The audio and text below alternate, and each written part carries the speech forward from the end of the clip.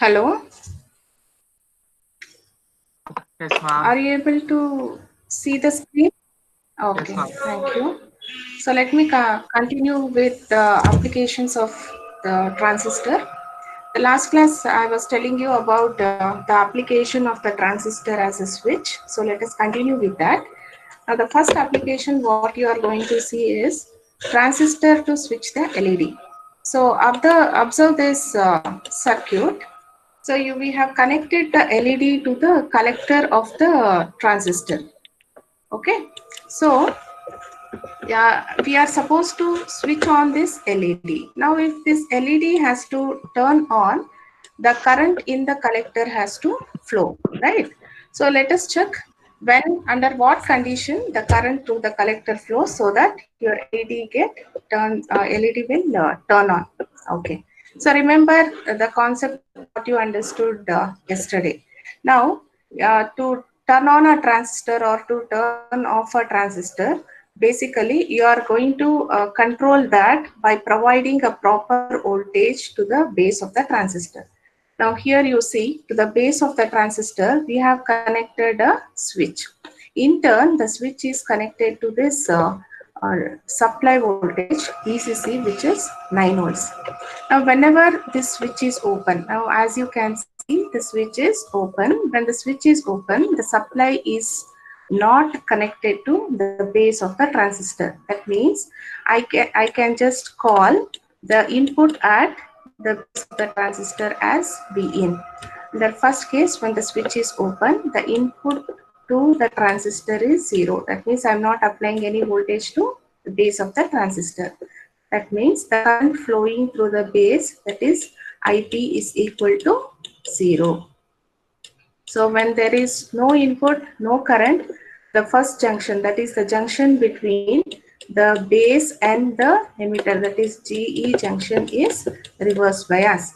In turn, the other junction, the junction between the collector and the base, JC junction, is also reverse bias. Now when both the junctions are reverse bias, the transistor is entering into cutoff. So here no collector current flows, that is IC is equal to 0. The transistor has entered into the cutoff mode. So we say here the transistor is acting as open switch. So no collector current, the transistor is acting as open switch. So LED will be off because no collector current is flowing. So if the LED has to turn on, what we should do? We should close the switch. So if you close this switch, what will happen? Now the supply is connected to the base of the transistor. So we are applying a sufficient, this is case 1. Okay. So in case 2, we are connecting the supply to the base of the transistor. That is, I am closing this switch. So when I am closing this switch, you are applying sufficient voltage to the base of the transistor. That means I can say Vin is equal to VCC. Now under this current, under this condition, the sufficient will flow through the base of the transistor. So the first junction, that is JE junction, is forward bias. Similarly, the other junction, JC junction, is also forward bias. Now here under this condition, when both the junctions are forward biased, maximum collector current will flow. So IC is maximum. So when IC is maximum, what is happening here? You can see the LED is connected to the collector of the transistor. So IC is flowing. So that's how you can turn on the LED. And under this condition, your transistor has entered into saturation. So this is how we can use transistor as a switch to turn on the LED. Fine. So you have to see that you are applying sufficient voltage to the base of the transistor. such that both the junctions are forward biased and the maximum current flows through the collector so that your LED will turn on. And why are we using these two resistors? You have RL, IM, and this is RB. These two are for current limiting. They are called as current limiting resistors. So you can control the you can control the flow of current with the base and collector, and you can also vary the intensity of this LED by varying these values of the resistors. Okay, so this is about how the transistor can be used to turn on this LED. So let us go for the next application. The next application is also similar to that, like you are using transistor as a switch, but here you are turning off a lamp in the power circuit relay. So to the transistor, we are connecting a relay. In turn, the relay is connected to a lamp. And how are you going to turn on or off the lamp? So observe this circuit. It is same as the previous circuit, but in the collector, earlier we had connected a LED, but here in the collector to the collector we have connected a relay. So this part is the relay. Okay, so to this relay we connect a load. Load is nothing but a lamp here. So let us see how you can turn on this lamp. First, let us understand this relay. So relay is nothing but a switch. So it is nothing but a switch. It has two parts. So this is the coil. This is the relay coil, and on the right hand side you can see you have three terminals. One is called as the common, the other one is NC, and other one is NO. So what does this NC mean? NC means normally closed. It is called as normally closed, and NO means normally open. So usually when the relay is inactive, means it is not energized, the coil is not energized. If the relay is inactive, then usually this common point is connected to normally closed. Okay, when the relay is active, that is when this coil is energized, this common point will get shifted to this normally open point.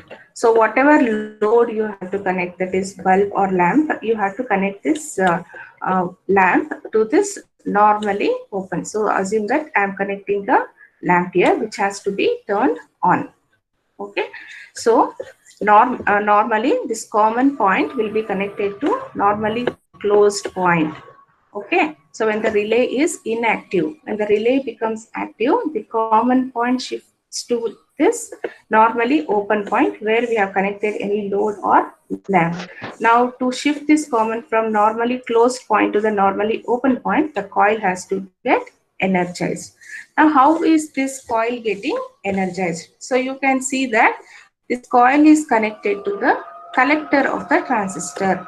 Now if this coil has to get energized, some current has to flow through this collector of the transistor. When does the current flow through the collector of the transistor? Sufficient voltage to the base of the transistor. Now remember, here we are using the transistor to act as a switch. Your transistor has to work as a switch so that our relay gets our coil in the relay gets energized, and you are able to turn on the lamp which is connected to the relay. So here you can see you can vary the input. You can vary the input which is connected to the base of the transistor to make the transistor work as a switch. Now as you have understood, when I don't apply any input voltage, that is when I apply Vin is equal to 0, you all know that both the junctions will get reversed by C junction and JC junction. So the transistor will enter into cutoff. So no current will flow. When no current flows through base or no current flows through the collector, the coil will not get energized. So the relay is inactive. So it cannot turn on the lamp. So what you have to do, you have to apply sufficient voltage. That is, you have to apply V in is equal to VCC. So here is your VCC. So make V in is equal to VCC, sufficient voltage applied to the base. So under this condition, both the junctions, that is the JE junction or the JC junctions, both will get forward biased and maximum current will flow through this collector. Now when there is current flowing through this collector, what is happening? You have connected the relay to the collector of the transistor. So the relay will the coil in the relay will get energized in the common will get shifted from NC point to NO point. So now to the NO we have connected a lamp. In turn the lamp will get turned on. So lamp has to get turned on, common has to be connected to this NO. So for that the coil in the relay has to get energized. To energize the coil, sufficient current has to flow through the collector of the transistor. Okay, so this is how you can turn on the lamp. Now, along with this coil, you can see we have connected another diode in parallel. Why do you have to connect this diode in parallel to the coil of the relay? This diode is called as the freewheeling diode.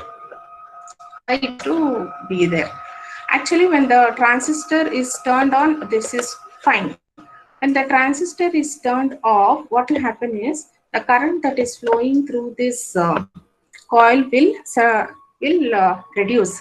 So a reverse voltage will be developed across this coil so that it has to maintain sufficient current in the relay. So this reverse voltage, what will happen? It will generate a high voltage spike, and that voltage spike may damage this entire transistor circuitry. So if you connect a diode in parallel with this coil, so what will happen is this diode will clamp the voltage across this coil to 0.7 so that the damage is controlled. That means in turn this cannot damage this transistor circuitry. So that's how we have to connect the freewheeling. That is, it is trying to control the voltage across this circuit so that it maintains a 0.7 volts. So it is not more than 0.7 volts. In turn, it can damage the circuitry.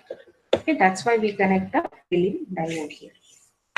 So this is about the transistor as a switch.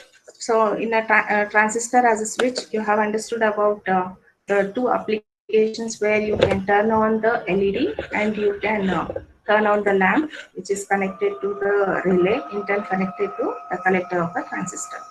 Now let us go to the next application of the transistor. As I have told in the previous classes, transistor is used broadly areas for amplification and for switching applications. Amplification and switching applications. So switching you have understood. Let us concentrate on amplifier. Now you know what is an amplifier. Amplifier is nothing but a circuit which increases the strength of a weak signal, which increases or which rises the strength of a weak signal. Now, to make the transistor work as an amplifier, the transistor has to be properly biased. You all know that because transistor has two PN junctions connected back to back. For different applications, you have to bias this transistor properly. So how should you bias the transistor so that it can work as an amplifier?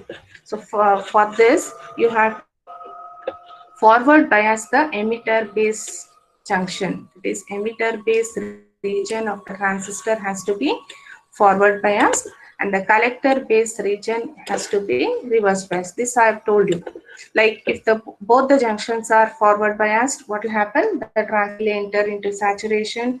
If both the junctions are reverse biased, the transistor will enter into cutoff.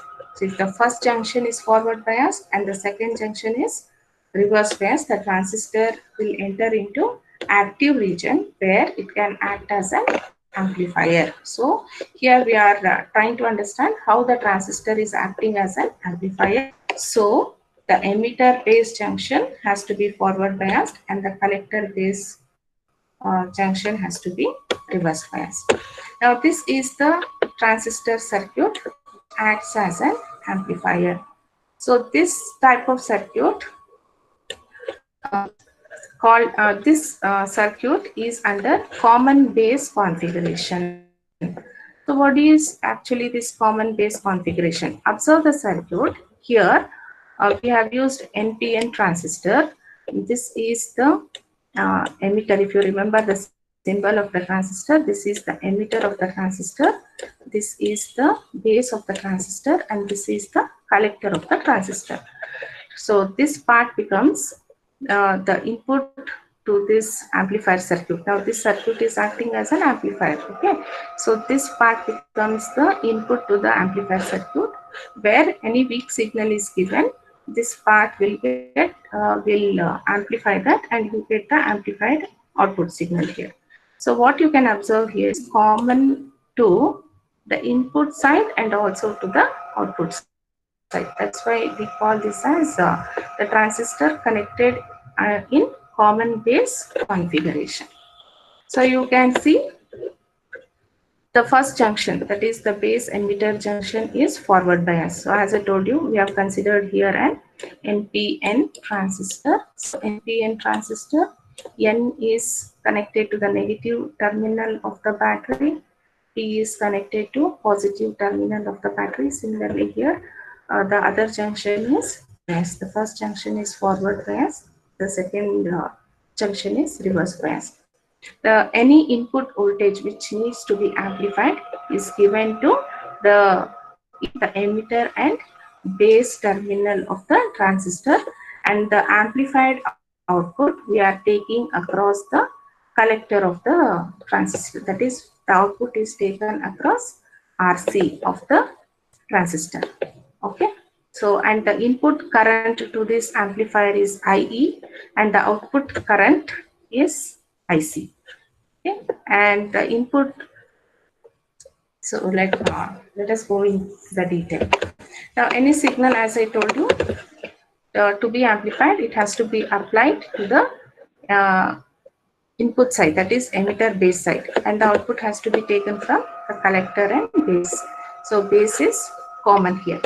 Now you have to apply sufficient voltage, biasing voltages such that this first junction is forward bias and the second junction is reverse bias. Okay. Now any signal which has to be amplified. So let me consider this as some weak signal which has to be amplified. So let us see how it is getting amplified. So you can see when a weak signal is applied to the input, a small change in this signal voltage, that is the weak signal what you are applying, it will cause a sufficient change in the emitter current, because weak signal is applied to the emitter terminal of the transistor. So a very small change in this voltage causes change in the emitter current, that is IE. Okay. So I can say if the variation in the input voltage is 0.1 volts, the current emitter current will also vary in terms of 1 milliamperes. Why the small change in the voltage causes a sufficient change in the current? Because it is forward bias. When it is forward bias, it offers very low resistance.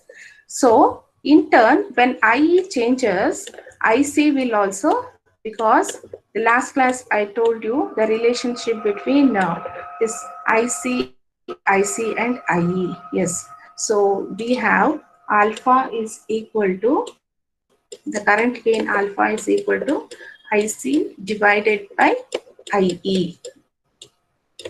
So understand, when the input voltage which is applied to the emitter terminal of the transistor is varied by a small amount, that variation causes sufficient variation in the emitter current. In turn, if emitter current is getting varied, IC will also get varied.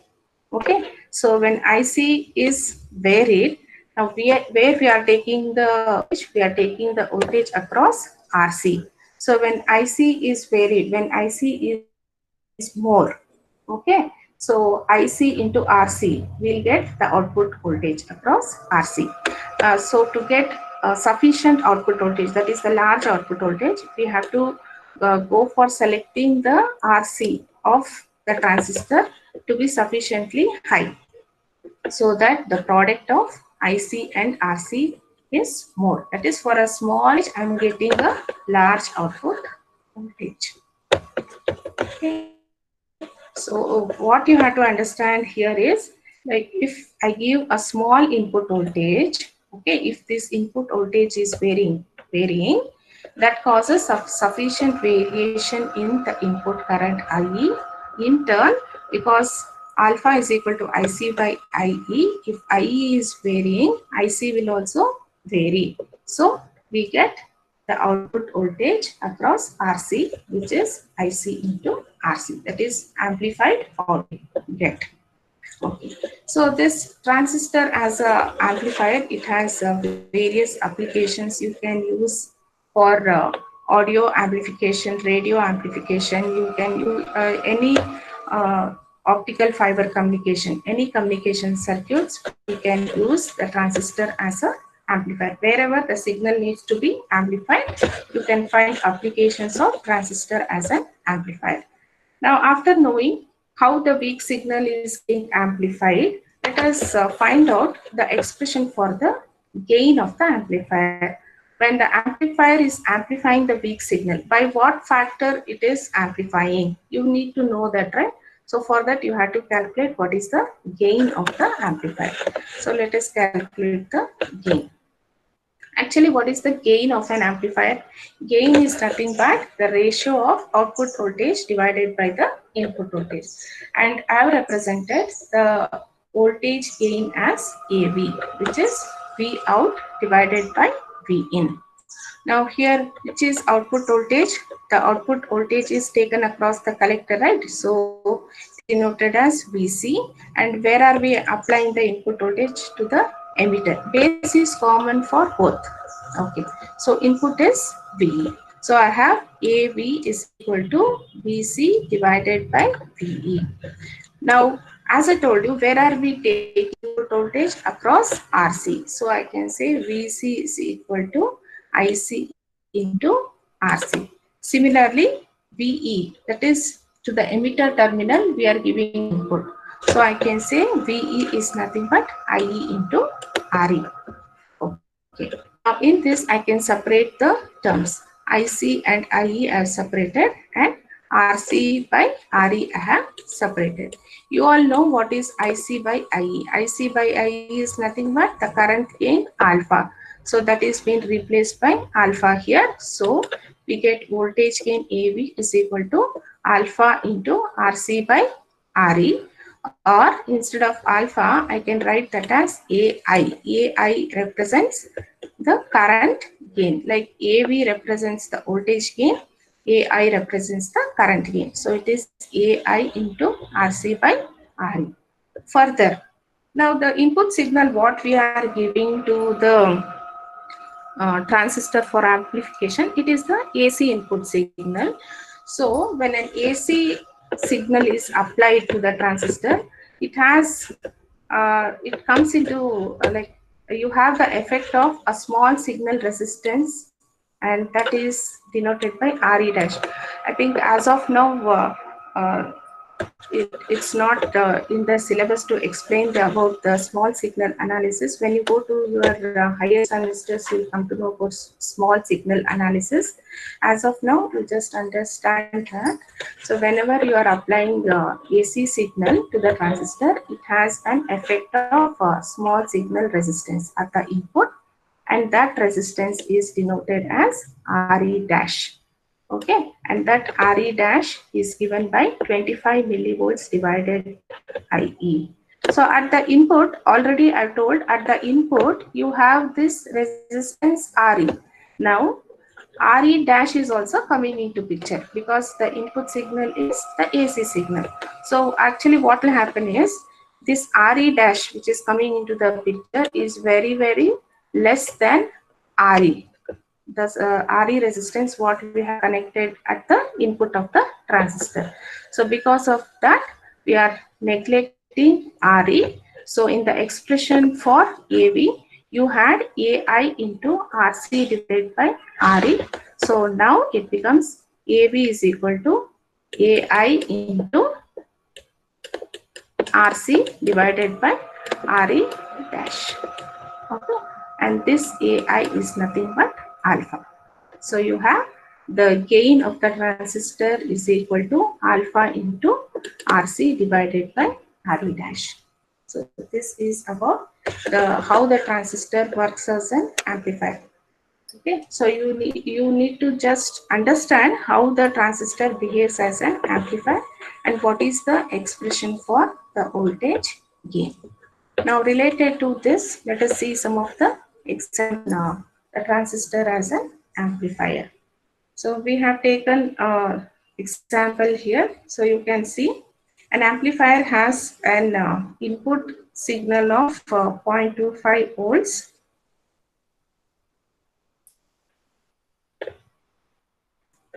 and input current of 1 milliampere. 1 milliampere from the source. It delivers 8 volts. It delivers 8 volts to a load at 10 milliampere. So you have to determine voltage, current, and the power gain. So 1 second.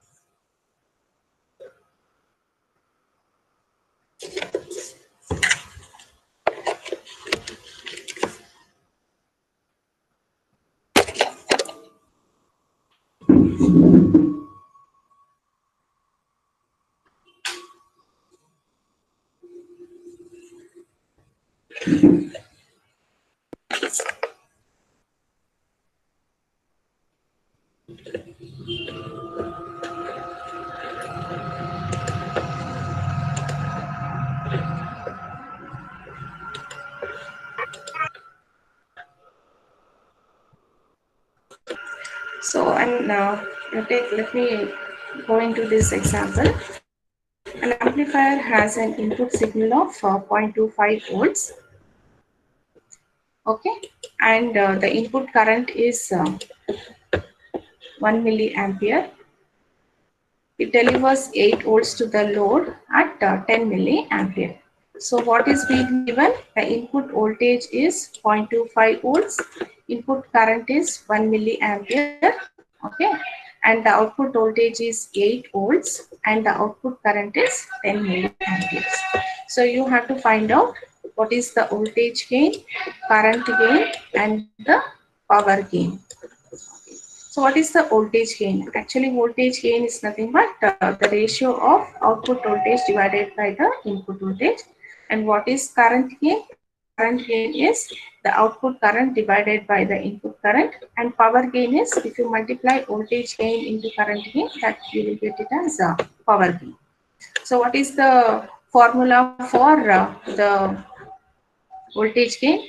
Voltage gain is given by output voltage divided. So output voltage 8 volts and the input voltage is 0.25 volts. So you get voltage gain of 32. So there is no unit because output voltage and input voltage all cancelled. So you have 32.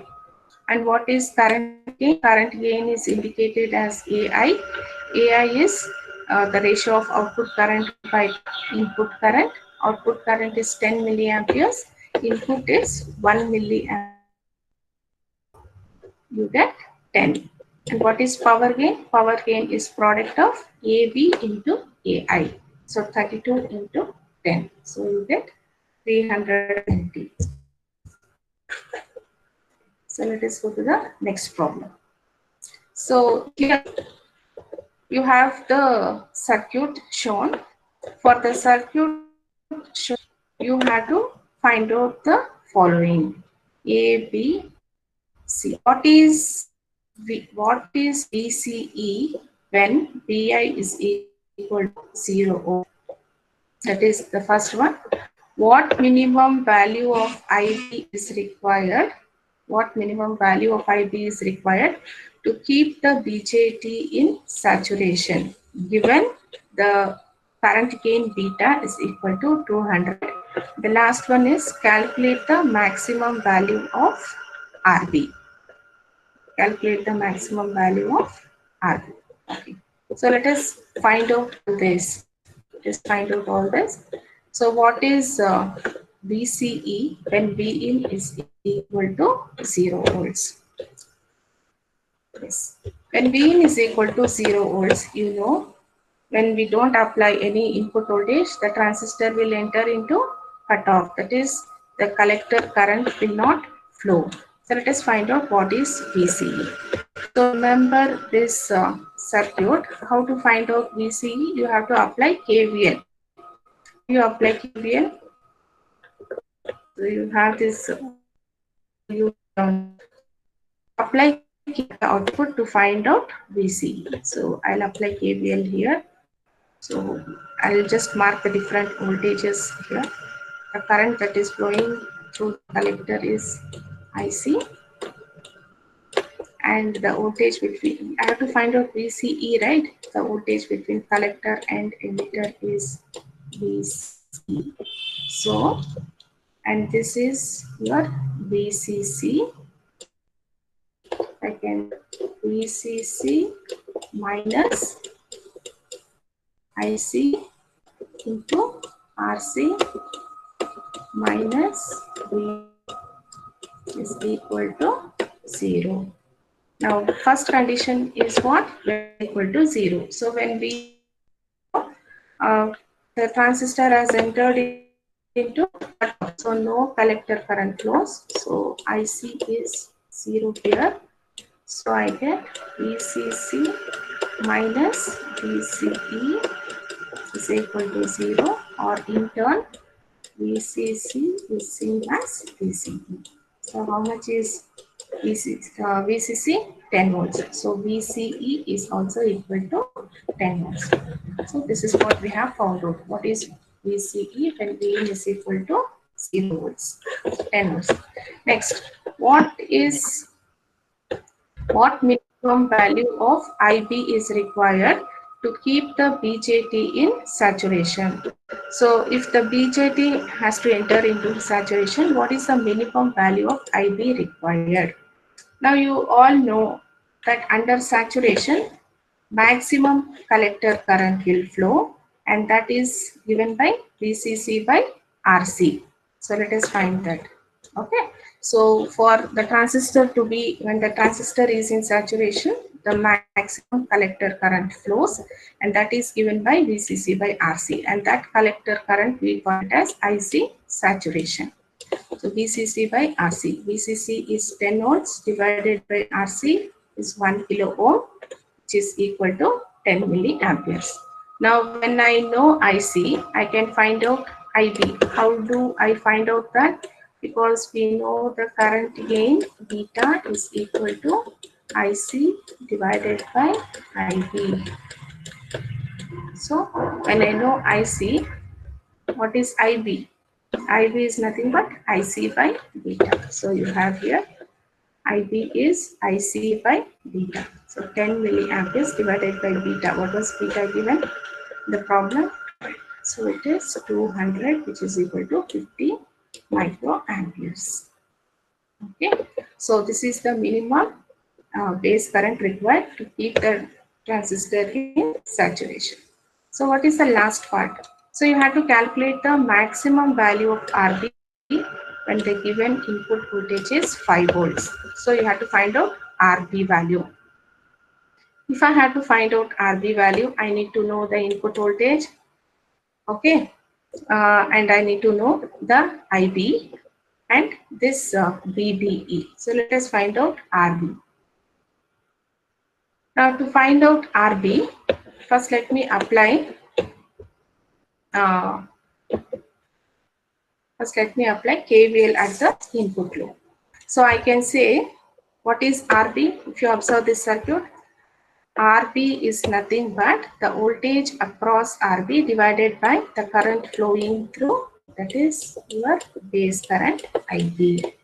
So I can say, as per the Ohm's law, R is equal to the voltage across the RB resistor divided by IB. Fine. Now you know about IB. Already we have calculated IB. So what was IB? IB 50 microamperes. Yes, I know IB. But I need to find out PRB, voltage across this resistor. So what is, to find out voltage across resistor, I need to apply the KVL to this input loop. So KVL, sum of all the voltages in the loop is equal to 0. The voltages you come up with this loop, one is V in, one is VRB, the other one is the voltage between base and the emitter, that is your VBE. Okay, so I can say V in minus VRB minus VBE is equal to 0. So what is VBE? VBE is 0.7. V in is how much? Given 5 volts minus VRB. Now from this you can find out what is VRB. So if you find out VRB, next your RB will be VRB divided by IB. Yes.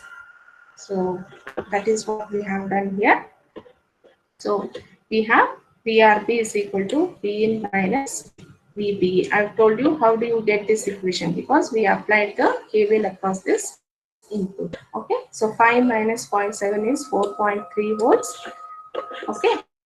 Then RB is VRB divided by IB. It is 4.3 volts divided by 50 micro. So you get 86 kilo.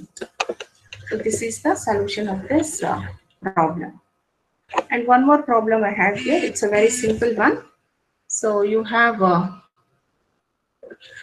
if the voltage gain of a certain amplifier is 110 and the current gain is 125, calculate the power gain AB. Okay. So it is AB is 110 and AI is 125. So the current gain is 1375. So these are some of the problems on the transistor as an amplifier. Next, we are moving into the feedback concept. So after knowing about the basics of the, so understood about the applications of the transistor as a switch and as an amplifier. Next, you have to know about the concept of feedback. Now, this concept of feedback already I have told you when I taught you op amps. Okay, even the op amps use the feedback. So feedback is nothing but feeding a part of the output to the input. That is the feedback. Now, depending upon the quality of the signal which is fed back into the circuit. So whatever you are getting from the output to the input, so depending upon that relative polarity of the signal being fed back into the circuit, you can have two types of feedbacks. One is called negative feedback, the other one is called as the positive feedback. Negative feedback results in decreased voltage gain. Okay. So if you are connecting a negative feedback, the voltage gain actually reduces, but you have many more advantages of this. So I'll tell you what are the advantages of that. And positive feedback drives a circuit into oscillation. So whenever you give positive feedback to the circuit, so that circuit acts as an oscillator. Okay. So this circuit, a typical feedback connection. So you have input voltage here. This is the amplifier. This is the feedback circuit, and this is called as a mixer. So the input voltage is represented as Vs. The feedback output voltage is V0. The feedback voltage is represented as Vf. Now you can see the input voltage is given to the mixer, and the mixer will also receive another signal from the output through this feedback, and that voltage is Vf. Okay, so in the mixer, the input signal and the feedback signal are mixed, and the resultant is in turn given to this amplifier for amplification. After amplification, you get the output V0. And from V0, once again we take the feedback signal Vf and give it to the mixer. This is how a typical feedback connection works. So here Vi is nothing but Vs minus Vf. Now you are feeding this Vf to the mixer, right? The portion of the output is being taken and it is mixed here. So depending upon the polarity of this feedback signal, so either you can have a positive feedback or you can have a negative feedback. That is what I meant here. So this is a typical feedback connection. So this is what I have shown here. So if the feedback signal, so this Vs is your input signal, right? And Vf is your feedback signal. So if Vf has, if Vs and Vf, they have the same polarity, then you get positive, then we call that feedback as positive feedback. And if Vs and the feedback signal Vf, they have different polarity, that if Vs is positive and if Vf is negative, then we call that circuit as a circuit with negative feedback. Okay. So as I told you, though with negative feedback, the voltage gain reduces, but they have some advantages. So these are some of the advantages. So okay, let me explain you about the advantages in the next class. So let me stop here because many of them have missed, I guess.